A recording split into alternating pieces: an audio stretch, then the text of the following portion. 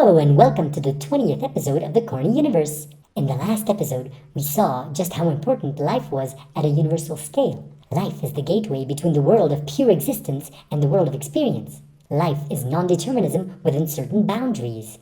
Humans represent life becoming consciously aware of the degree of its non-deterministic nature, and thus truly enjoying their free will by understanding their role in the universe. Now, in the previous video, we have discussed how the universe structures itself from the micro to the macro. But as a matter of fact, that distinction is purely fictional. You see, all of your external reality is but a holographic projection of consciousness which projects itself through a form. Let me explain. First, you must understand that the only thing that can be divided or multiplied infinitely without losing any of its qualities is consciousness or self-awareness. The awareness of existing. The I am presence. There is no such thing as half awareness or half existence. Thus, the only thing that can be subdivided infinitely is consciousness itself.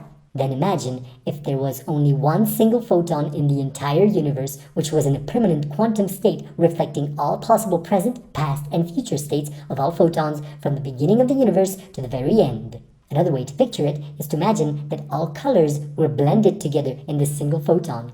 Then, a certain number of points of consciousness project themselves into this single photon and focus on a singular aspect or state of that photon in order to have the illusion of being just the color blue or red or yellow. And thus, your entire external reality is virtual or holographic in nature. Time and space do not really exist in and of themselves. They are byproducts of points of consciousness projecting themselves through a universal, infinite, and singular form. Therefore, technically, the Big Bang is only an illusion, or a product of consciousness projecting itself into a singularity which includes within it all forms. The Big Bang is not an expansion of matter, but an expansion of the number of points of consciousness projecting themselves through this singularity and creating a virtual reality all around it that appears to have the qualities of space and time. But these are only byproducts of the interactions of consciousness, projected into a certain form and then interacting with itself in order to understand itself or experience itself.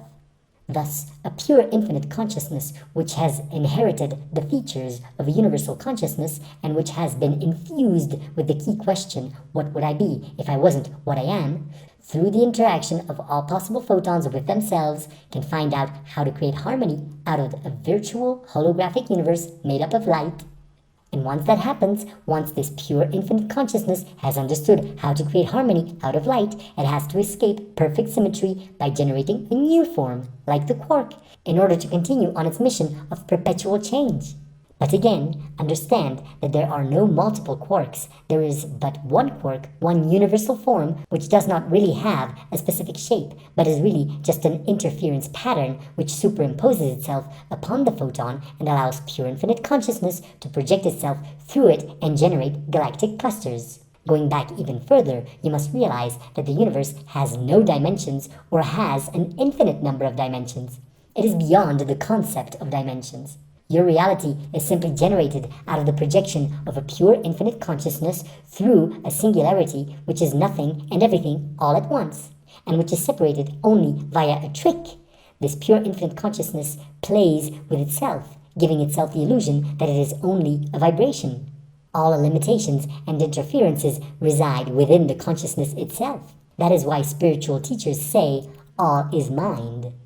Because ultimately, the tricks or the forms that a consciousness uses to create an artificial separation or interference pattern between nothing and everything, or between a vibration and a vibration of opposite phase, reside within the consciousness itself. It is as if a consciousness was deceiving itself by constantly seeing itself as that which it is not. As if it were wearing glasses that would distort reality, which is only pure existence, to the point of seeing light, seeing an atom, seeing a molecule, when in fact, there is only nothing and everything existing there forever. Now, right up to the point where life takes the form of a living cell, this quasi-infinite number of points of pure consciousness obscure their filtering glasses more and more.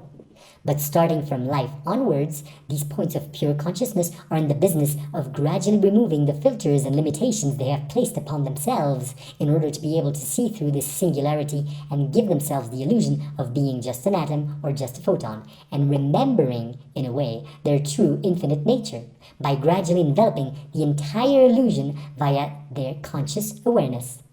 And as we have seen in the previous videos, through humans reaching a point where they can form a single collective organism, consciousness can then expand to envelop an entire planet, then an entire solar system, galaxy, galactic cluster, universe, multiverse, and at that point, the illusion of separation will end and perpetual change will have exhausted itself, keeping only the perpetual characteristic without the change.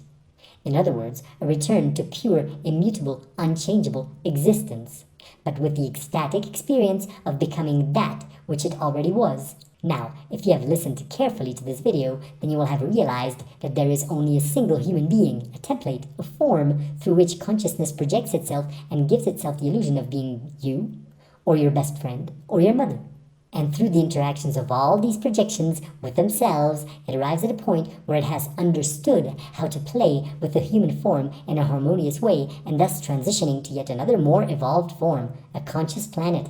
Then imagine a reality in which an infinite number of consciousnesses project themselves through the template or the form of a conscious planet such as the Earth. In other words, imagine if millions and millions of points of consciousness were projecting themselves through the Earth into a parallel timeline, if you will, of the Earth, and then those parallel timelines would start interacting with each other. Do you understand why humanity is so obsessed with the concept of the multiverse idea? Your minds need to be prepared for this kind of jump.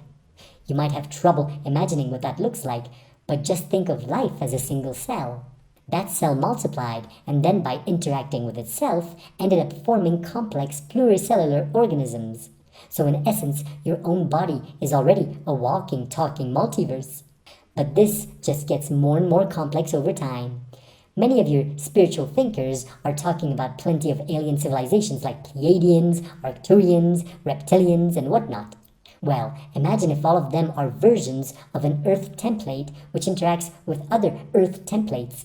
It is as if a bunch of unicellular organisms bundled together to form a fish and then suddenly found themselves in a new reality where they interact with sea turtles and sharks, coming from a dimension where they could not perceive these other organisms or beings. Are you starting to get the idea? I know, it's hard to transcend the linear time and space mind, but you'll get there eventually. To finish, just understand that ultimately your reality in this universe is just a giant black hole falling into itself.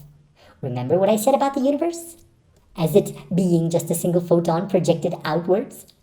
And in the last episode, we saw that the photon is a miniature black hole. What happens if you fall deeper and deeper into a black hole?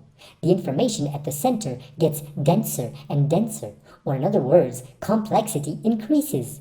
Your financial system, your technology, your quantum this and that, your political systems, your taxation systems, all of it is so bloody complex. So to understand what drives evolution, it is simply that as consciousness falls back into the singularity, it needs to deal with more and more complexity. Imagine if the universe was basically playing a giant game of Tetris. At the beginning, it only has very simple blocks to harmonize or deal with.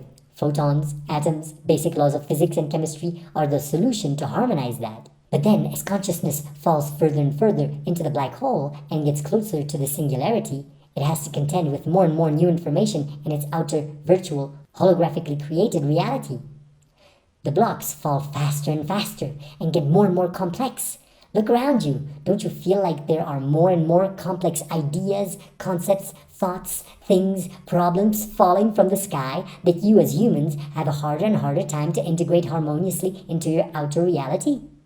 And that is why it is so essential that humans form a collective global organism. At some point, each structure is left powerless to deal with the ever-increasing information density and has to outsource part of the responsibility for this role to a more advanced structure or being. Thus, when life no longer manages to deal with the information density, it leverages humans. And once humans cannot deal with it any longer, they delegate part of the responsibility to a being they are but a part of. In the next episode, we will explore how the universe really evolves beyond the linear time and space illusion.